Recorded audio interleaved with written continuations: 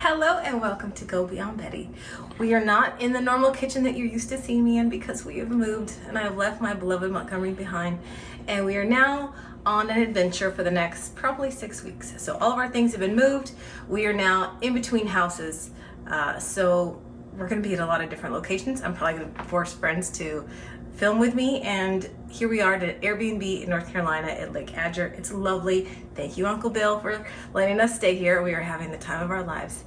So we're gonna have salad tonight. We're gonna go out today and do some fun stuff and then come back. And so I want something extra kind of fun on a salad. I want just a little bit of extra, goes a long way to make a great salad. So I'm gonna make some candied pecans. We're in pecan country. I have a skillet. You can probably use any kind of skillet.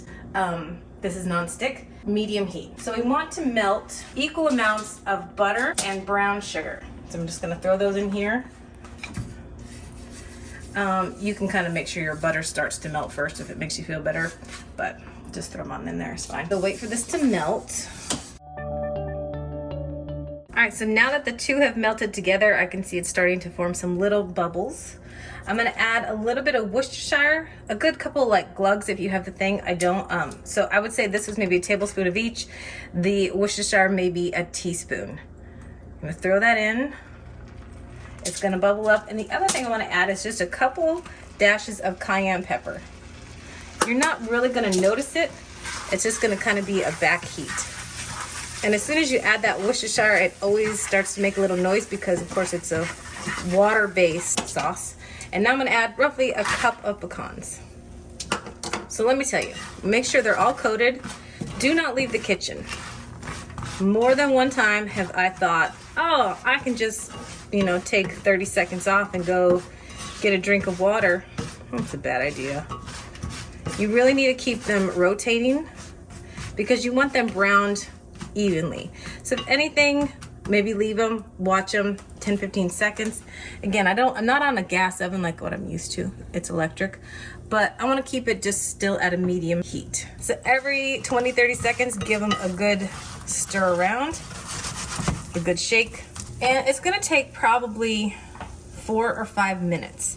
It's gonna not do much, and then it's gonna be very, very short, and you're gonna really smell the pecan, and they're gonna be done. And if any over, then they start to brown, they start to have a burnt kind of smoky flavor, and you don't want that.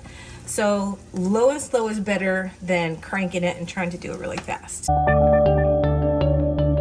So we're going on probably 2 minutes here. We still have at least probably 2 or 3 more minutes to go. Again, low is better than cranking it and then burning bits and then having raw on the other side. We're just doing this for the next 6 weeks, and I'm really excited because not only do I get to cook in many different kitchens, but I get to see all different kinds of food and things at farmers markets. So that's going to be my focus, is really going to farmers markets, seeing the produce that they have, getting it taken home to our Airbnb, and doing some cooking. So you'll notice the sugars are definitely getting darker. Tom, what do you smell?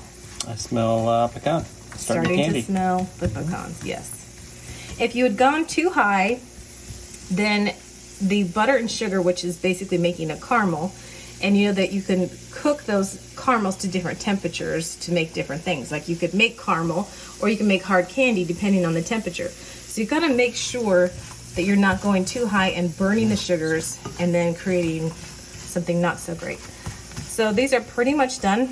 Unfortunately, you can't really taste them. One, it's gonna burn your mouth off, but they aren't gonna show that toastedness until they're fully cooled, nor their nice crusty candied shell. We're turning it off. So yeah, you're right. It did get kind of a little more dark. So plop them out, spread them around so you don't have too many that just totally stick together. And we're gonna leave now, and we're gonna come back and I'll show you our salad later tonight. So we are back from our adventures. We're gonna get ready to make dinner and make a big salad. And I will say these nuts, candy nuts, can be used on a charcuterie platter. They can be used like for after dinner. They are pretty individual.